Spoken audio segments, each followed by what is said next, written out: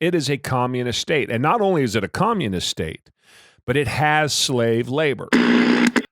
They canceled Pepe le Pew. Did you see this, Billy? I did not. Do you know who Pepe le Pew is? It sounds real familiar. So it was a cartoon. He was the skunk with Bugs Bunny. Yeah. And he was French. And he was always hitting on the women, and always getting in trouble. Yep. So LeBron James, back in the 90s, Michael Jordan made a movie called Space Jam. Mm-hmm. You heard of that with Michael Jordan and Bugs Bunny and all of the Looney Tunes characters. And so it's being remade by LeBron James, and to the detriment of all of us. One of the things, as an example, is they took out Pepe le Pew's part because they claim that it enhances rape culture. Mm. Because Pepe is always hitting on the girls and always trying to be the suave, debonair skunk that he is. and the concern by the people who make these movies is that he's going to, of course, ruin the children, even though we've all been listening to him and watching him for 100 years. We know what a cad he is. As a kid, you knew that the guy was no good, right? That he was always hitting on the girls. It wasn't anything that you always knew he was out of line, and the girls would slap him around, and he had it coming. And I didn't come away from it. I had a lifetime of Pepe le Pew. I did not come away from it saying, that's who I want to be when I grow up. That's how I should act. That's how I should act. On that one movie. Yeah. He was kind of the bad guy. He was the guy that you never, he's a skunk. Right? Yeah. He stinks. He's not the guy you'd ever want to be. The message was perfectly clear, but in the politically correct world that we live in today, that has ruined everything that we touch and see and feel and enjoy and like. This is yet another one. Now let's take this to a different level. LeBron James has huge business dealings with China. And this movie, it will do more money in China than it will do in the United States. China, two things just recently on the China front. China, and again, this revolves around business because it shows what a hypocrite LeBron James is and the NBA is. China is a communist state, regardless of how much we like the money we get from it, and regardless of the impact that it has, and regardless of whatever respect we have for it and its culture, it is a communist state. And not only is it a communist state, but it has slave labor, the Uyghurs, right? So these Uyghurs are a Muslim sect, essentially, that is by far and away the minority. By some estimates, there's 1 million of them in concentration camps. Without a doubt, they have been trying to make it so that to sterilize them, so it's impossible for them to have children. Wow! And they work in these camps ostensibly for a meal, so they get fed to work all day. And part of the things that they're making are Nikes and Apple products and the things that the world uses. And they're made in China. So this is who China is. This is not conjecture. This is not me blowing this up and making this up out of nowhere. This is reality.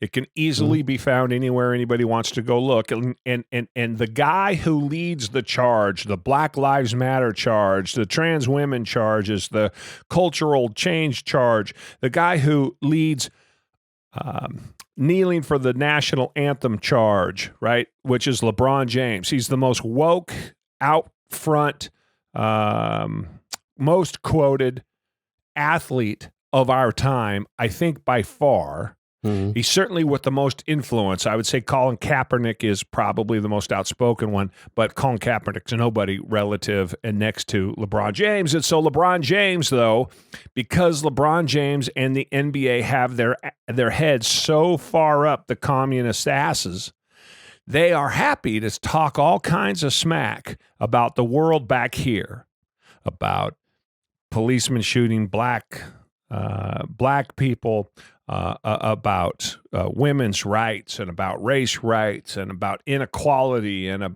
all of these woke icons that people insist on shoving down our throats on a daily basis, talking about reparations and slavery, and yet they do business with the very country today that is most reflective of the thing that they purport to hate the most. Now, here's the best one. A judge in China just last week found that homosexuality is a mental disorder.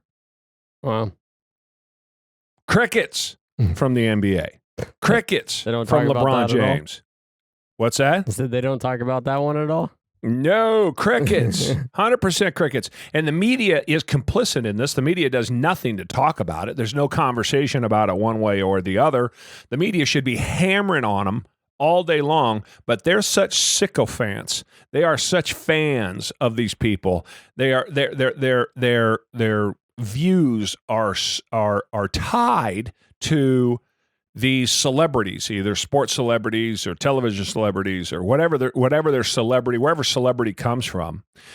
These theoretical media personalities are so tied to them that they don't ask them the tough questions. And if they do ask them the tough questions, then they never get to ask another question again. And somebody else, some other new sycophant moves in and they throw the softballs at them and nothing ever happens. And so these guys get to yap and wax on, not very eloquently, left and right, day in and day out, about all of the inequality and all of the things that are happening here and all the social justice subjects and titles that need to be taken care of here in America.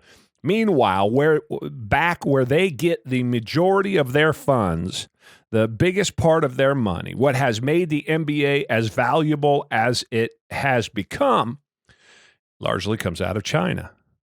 The China that has concentration camps. The China that has slave labor. The China that is trying to stop 1 million people from being able to have children. Forced sterilization. The China that says that being gay is a mental disorder. And yet they say nothing. This is the same China that will make LeBron James even more wealthy than he already is with the forthcoming Space Jam that's about to come out.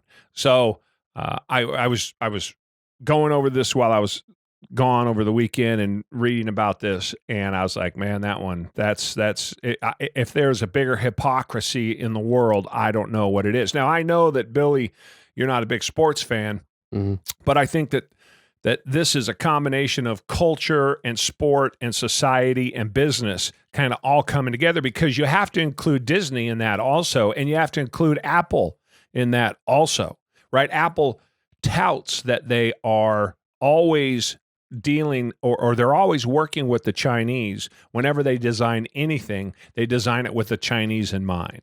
So you see things from Apple that you may not otherwise see if they were just selling them to us, which is fine, except when you come to security and things of that nature. What also, though, is not fine is, great, you're designing something for a communist country who then buys your product, and not only buys the product, but helps make the product. And then again, the product is made with slave labor. And meanwhile, you're over here all woke and talking about all of the things that is wrong with America, everything that's a matter with United States and our society.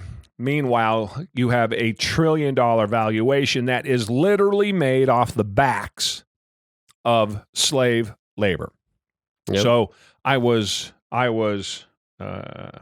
pissed off, and I'm a big sports fan, but sports is they screwed sports up in every way possible, and the disingenuous way in which they go about running their business and their opinions and their day-to-day operations would make you think that there's nothing going on in China and everything that's wrong in the world is here in the United States.